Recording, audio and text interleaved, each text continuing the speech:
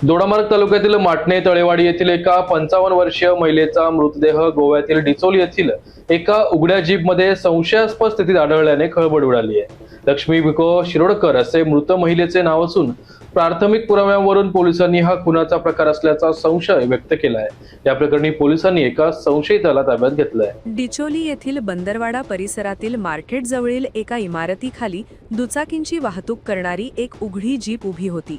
या जीपमध्ये लक्ष्मी शिरोडकर यांचा मृतदेह स्थानिकांना दिसून आला। घटनेची माहिती मिळताच डिचोली पोलिसांनी तात्काळ धाव घेतली। मृतदेहाच्या नाकावर जखमेच्या खुणा आढळल्याने घातपाताची शक्यता बळावली आहे। पोलीस तपास आणि संशयित ताब्यात। घटनेचे गांभीर्य ओळखून डिचोली पोलीस निरीक्षक विजय राणी, पोलीस उपअधीक्षक आणि फोरेन्सिक टीमने घटनास्थळी भेट देऊन पंचनामा केला। फोरेन्सिक टीमकडून घटनास्थळावरील नमुने गोळा करण्यात आले आहेत। प्राथमिक तपासात समोर आलेल्या माहितीनुसार लक्ष्मी शिरोडकर या गुरुवारी रात्री परिसरात फिरत होत्या। रात्रीच्या वेळी एका व्यक्तीसोबत त्यांचे जोरदार भांडण झाल्याचे प्रत्यक्षदर्शींकडून समजते। या माहितीच्या आधारे पोलिसांनी तातडीने हालचाली करत एका संशयित व्यक्तीला ताब्यात घेतले असून त्याची कसून चौकशी सुरू आहे।